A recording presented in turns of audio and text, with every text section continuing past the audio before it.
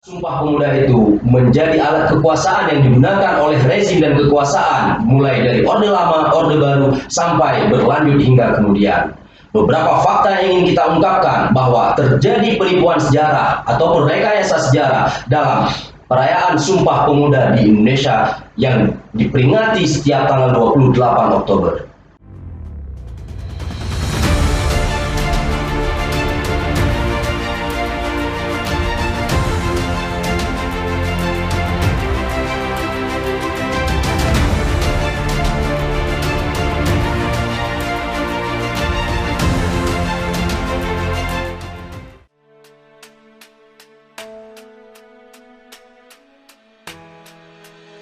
Selamat datang kembali di Paradigma Channel.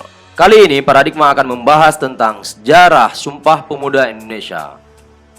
Tanggal 27 sampai 28 Oktober 1928 dilakukan pertemuan antar pemuda yang diberi nama dengan Kerapatan Pemuda Indonesia.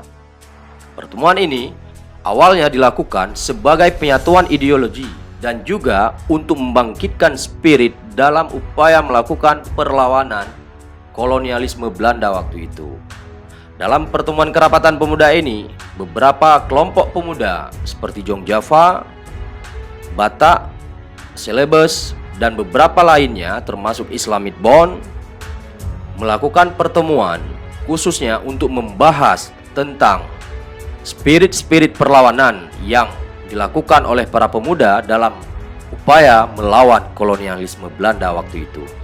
Dalam pertemuan Kerapatan Pemuda tersebut tidak ada perayaan atau pertemuan yang dilakukan secara kolosal yang memobilisasi massa lebih banyak seperti ada dalam bayangan kita.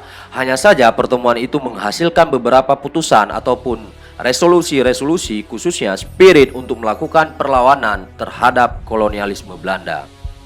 Tahun 1931, istilah Sumpah Pemuda itu baru dimunculkan dalam tulisan jurnalistik yang ditulis oleh Sultan Takdir Ali Syahbana. Hingga kemudian, istilah Sumpah Pemuda tersebut belum begitu familiar dalam teks ataupun di dalam telinga masyarakat Indonesia ataupun anak-anak muda Indonesia kala itu.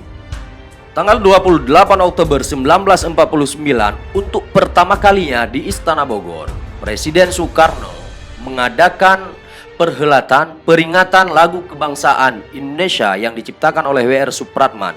Kala itu, peringatan tersebut bukanlah peringatan Sumpah Pemuda, melainkan peringatan hari lahirnya lagu kebangsaan Indonesia. Tanggal 28 Oktober 1953, untuk pertama kalinya istilah Sumpah Pemuda ini digunakan secara resmi oleh Muhammad Yamin di dalam pertemuan Kerapatan Pemuda Indonesia yang kelima. Dan istilah ini digunakan oleh Muhammad Yamin sebagai bentuk manifesto Sumpah Palapanya Gajah Mada.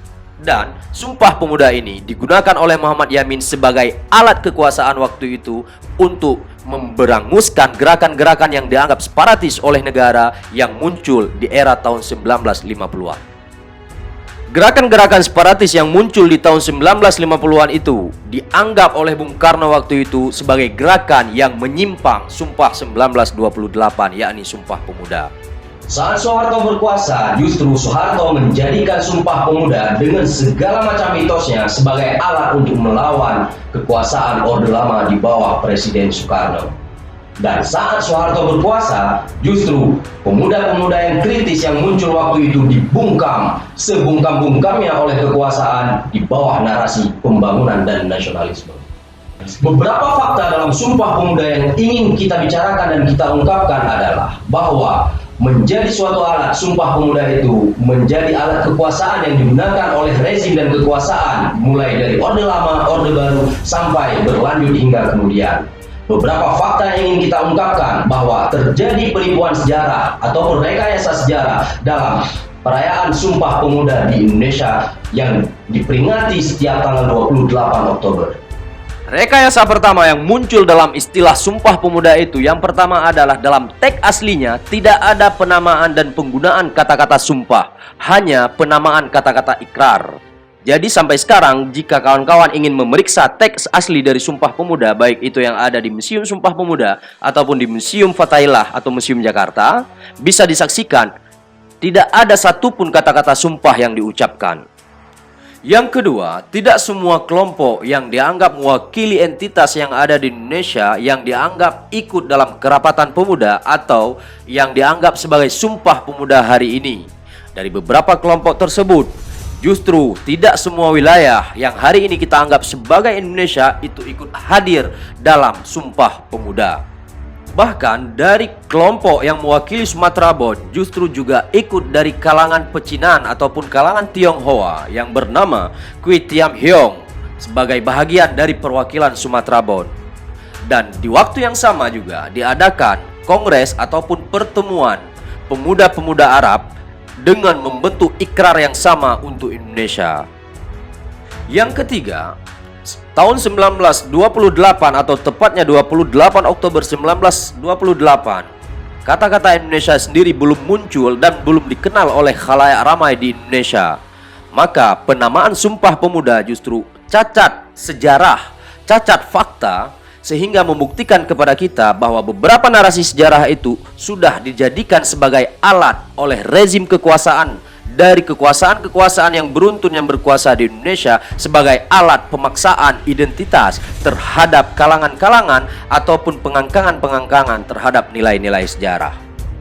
Namun demikian, kita juga tidak menafikan bahwa spirit dari Sumpah Pemuda hari ini harus dijadikan sebagai bahagian dari narasi-narasi intelektual yang tidak mengaburkan fakta-fakta sejarah. Sumpah Pemuda yang dianggap hari ini penting sebagai peringatan-peringatan sejarah justru menjadi suatu kebodohan jika fakta-fakta dari Sumpah Pemuda itu sendiri dikaburkan oleh kekuasaan. Maka kerapatan pemuda yang diadakan tahun 1928 harus benar-benar menjadi perajut persatuan entitas dan kebangsaan yang ada di Indonesia saat ini, khususnya dalam segmentasi kepemudaan. Maka berbicara Sumpah Pemuda menjadi satu pertanyaan besar jika fakta-fakta sejarah ini dikaburkan. Tahun 1928, Indonesia yang mana yang melakukan sumpah? Jika kawan-kawan memiliki jawaban bahwa Indonesia yang mana yang melakukan sumpah di tahun 1928, silahkan kawan-kawan berikan jawabannya di kolom komentar. Jangan lupa like, share, dan komen video ini jika bermanfaat untuk kalian, hingga kita bisa selalu dan terus melakukan narasi dalam intelektual. Salam paradigma.